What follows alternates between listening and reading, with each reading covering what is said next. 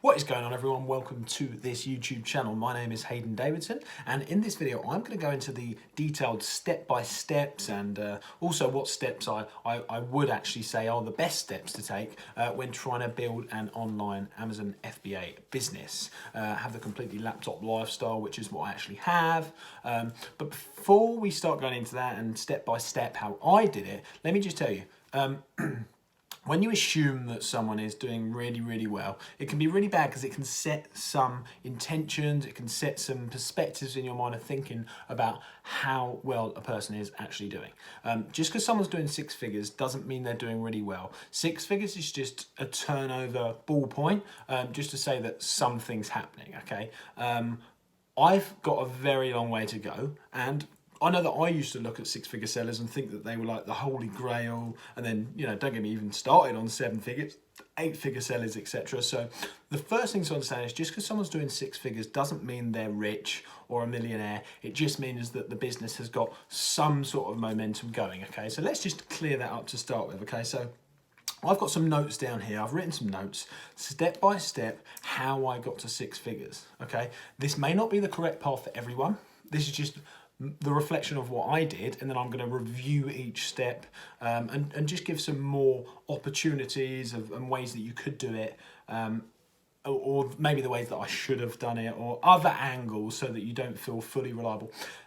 You don't have to keep scrolling over YouTube anymore or Facebook groups, etc., trying to figure out a true reality on getting started on Amazon and actually what it takes to build a six-figure business, because I have recently done it in around about a year, a few days on, a few days off. I can't remember the exact, I don't know, can't work out the exact dates, but it's been around about a year, okay? Built a six-figure business, and I've spent thousands of pounds on mentors and courses, etc. Not that they're 100% relevant. You don't need it. I don't sell any. I just give away everything for free. But please listen up to this, because I have spent thousands of pounds, but not just that, hours and hours learning my craft. And I just want to share everything that I've learned in this video as best I can. So please take a minute to watch this video. Just spare 10 minutes out of your day to watch this, because I really think if you're just getting started or you're a few months in, this may really have a significant difference on helping you build your Amazon FBA business. So without further ado, let's go. So step number one, I did my research. There's so many strategies on Amazon. There's so many strategies. Online arbitrage, retail arbitrage, private label, wholesale, drop shipping. There's multiple strategies. And then within them strategies, there's more sourcing strategies that you can actually do. So the first thing you've got to do is research your strategy, figure out what strategy your budget stretches to, and then also figure out what strategy is going to work best for you in terms of product research and things you're going to be doing day to day, because some people just want to stick to a one-man band. So if you want to do that, obviously you want to enjoy, not that I recommend that, but if that's the life you want, then you've got to make sure you enjoy your day to day, otherwise it's going to be a little bit of a drag, isn't it? So the first thing I did was research my strategy and then figure out what that strategy actually involves, because I personally actually started out as private label, 3 months worth of research. I didn't actually buy anything, and then I switched to OA, a little bit of RA as well, just because it met my budget better. Okay, so that's number one. That's the first thing I did. I researched my strategy, which suited my budget best and the kind of business that I wanted to build at the time. Okay, so that's the first thing I did. The second thing I did is I went deep into sort of a learning mode. So there's some amazing free resources. Now, people seem to value courses and mentors, you know, rightfully or not rightfully so, depending on the course, depending on the coach, compared to the free learnings. But actually, there's a few people that put out almost everything online, okay? Me being one of them. I just share everything. I don't sell a course, I don't sell programs or anything like that. I just give away absolutely everything that I learn, and it will be up to you to piece together that stuff, okay? So that's the second thing I learned, okay? That's the second thing I did, okay? I went onto YouTube, I looked at loads of different resources, I went into deep learning mode and researched loads of different things. I then went on Facebook groups and asked a multitude of questions, bing, bing, ping, ping, ping after that, and there's no no one's saying you can't do that either, so I went into deep learning mode, and then I did actually personally buy a course, and then I did get some mentors as well to help me on the way. So I don't think they're 100% necessary, but if that's what you want to do, then go ahead and do it. As I say, I don't offer any courses or anything, but if you want to do it, then go ahead and do that, okay? So that was the second step that I took, okay? Deep learning mode. After that, I then tested and tested again, and then I made a small investment on a deal sheet. I made a small investment in a prep centre. I made a small investment, very, very minuscule investment, about £700 or £800, and I just lightly tested the water. I tested the water on the sort of products that I was buying. I went really, really wide to start with, maximum of 5 items per product. I would actually suggest going less than that, maybe even 2 max to start with, just to test the water, 1 or 2. Because obviously a lot of them are mistake buys. So I then made a few mistakes and learned from each one of their mistakes, started reading the keeper graphs, whether the products sell well or whether it didn't sell well, so that I could get that good learning in there. So that was step number 3. I got a prep centre, started spending a bit of money on a prep centre, and then I also got a deal sheet, and I just started buying multiple deals, testing it out, just with a little bit of investment, okay? So the next step I did was, I suppose I put a little bit more money in. I put, say, £2,000 in, and then I started testing even more, okay? Going even wider, testing. It was good, but there was obviously a lot of stock that either wasn't selling very fast or wasn't selling at all because they were mistake buys, okay? So at this stage, I was sub £5,000 a month. It was literally, we're talking 2,000-3,000 a month, and it really, really got tough. So the point number 4 I put here was actually I almost gave up, and I did have some serious doubts in probably month 3 or 4. I almost gave up, and the reason I almost gave up was probably because I had too much stock, as I say, that just wasn't selling. So I felt like sort of maybe the business works on a small scale, but how does it make sense if you've got a business that only sells 20% of its stock? And obviously the reason it was only selling 20% of its stock was because I wasn't very good at analysing deals at that stage, okay? So that was it. I almost gave up. I took a step back, and then I remembered what my long-term goals were. So I didn't give up, but I took a step back, and I remember what my long-term goals were. I remember why I started the business. I remembered where I'll be in a year from now if I didn't give up, or if I did give up, and then realised that it was going to be worth it, and I just need to stick with it. So that was number 4. I actually almost gave up, okay? I then started trying to hire a VA, okay?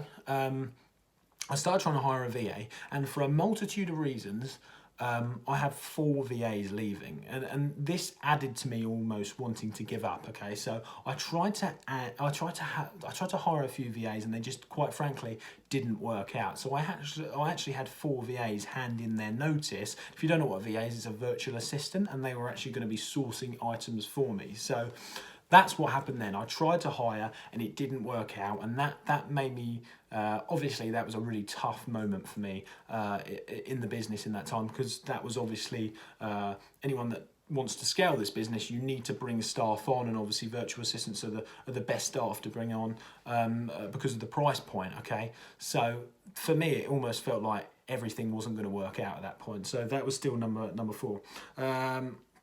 Number 5, I started taking a reflection, looking in of what I was doing to see what was going on and what I could do differently, okay?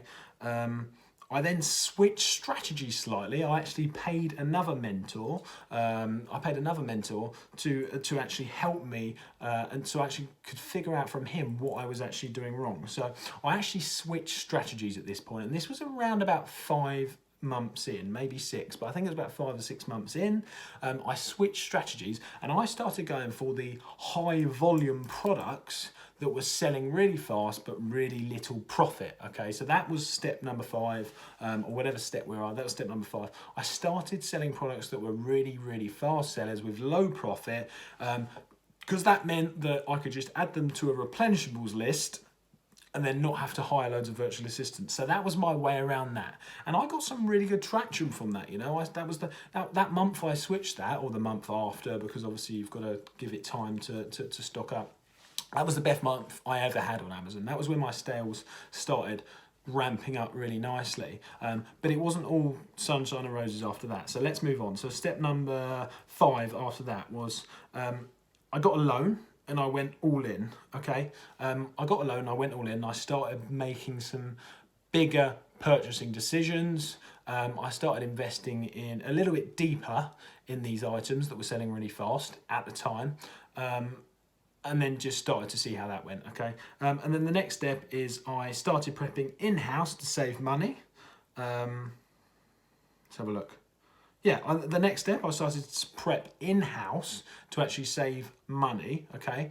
And then I started working more hours than I could ever, than's actually, in my opinion, humanly possible in order to have a life at the same time. So essentially for about 3 months, I think I bought the prep in-house, got rid of my prep centre, and just basically had a really, really tough 2 or 3 months, because if I wasn't prepping, I was sourcing. If I wasn't sourcing, I was doing admin. If I wasn't doing admin, then I was looking at growth and looking at other areas to grow the business, or hiring more packaging materials.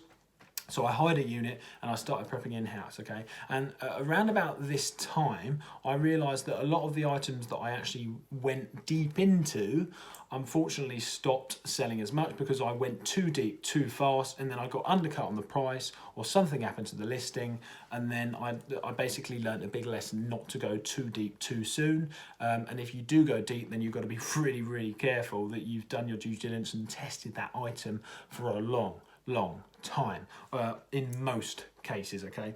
So the next step is that I realised I made a mistake and only selling these low profit, fast selling items. So although things were going well relatively, and don't get me wrong, my business has never gone below a point since I managed to A, get the loan, but B, do that sourcing method, I realised I was making a fundamental mistake, and the mistake that I was making was that I was actually just sourcing fast selling items. It's a mistake in my eyes, by the way, could be right for another business. I realised it was a mistake, me ordering items that were only fast sellers with low profit, okay?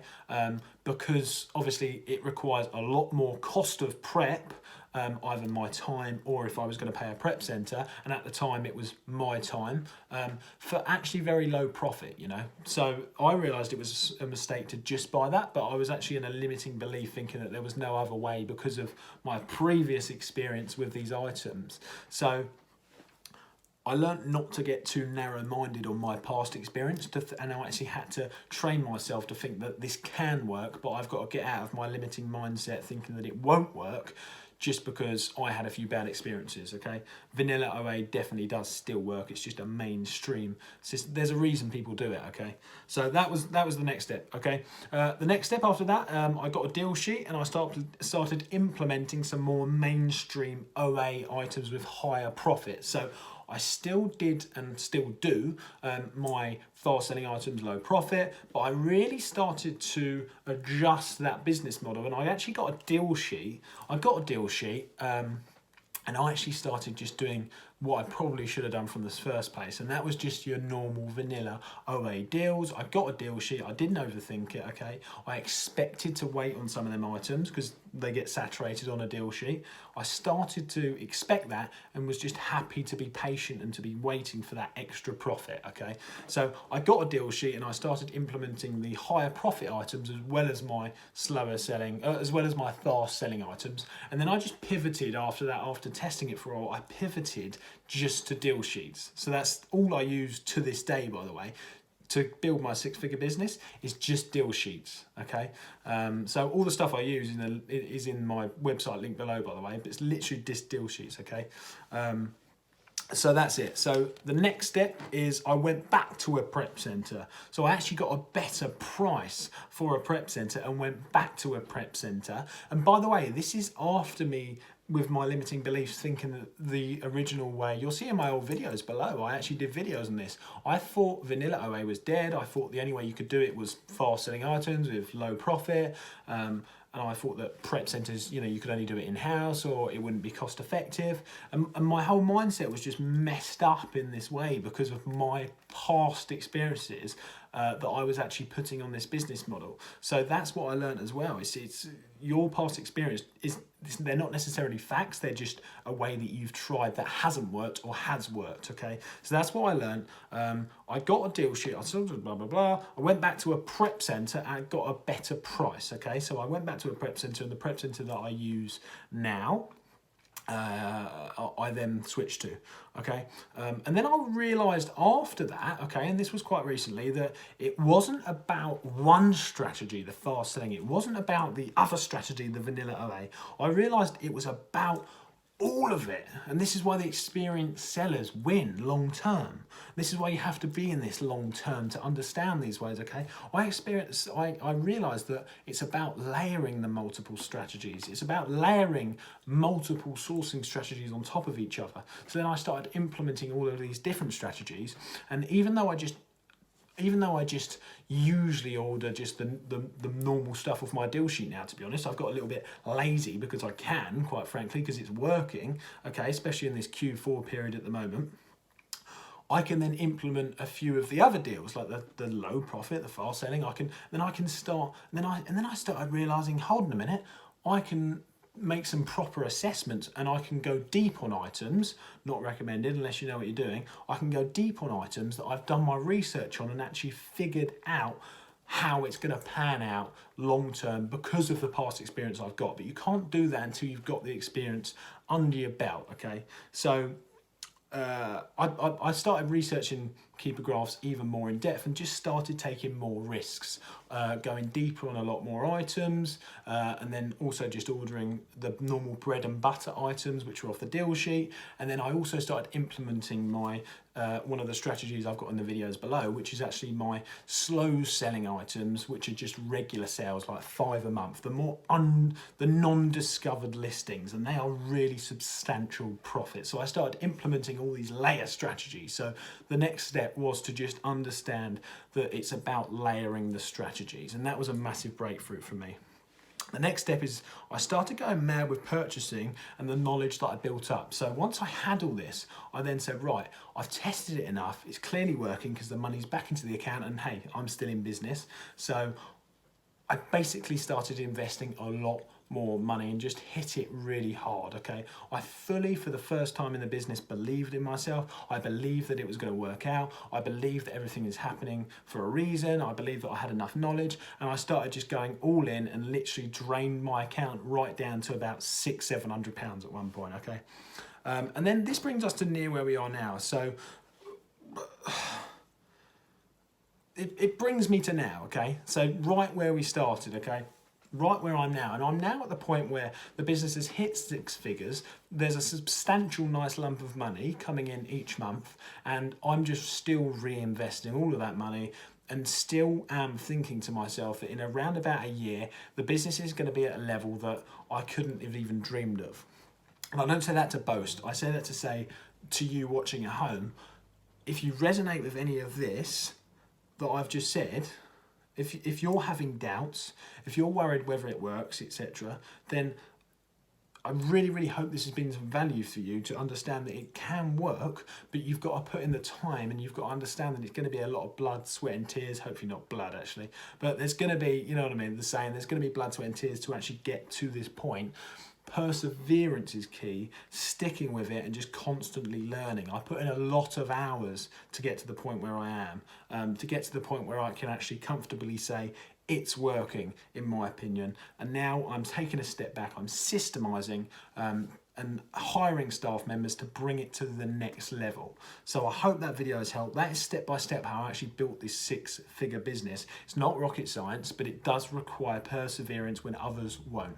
So I hope that video has helped, and have a fantastic day. I genuinely mean that, and I wish you all the best in the future.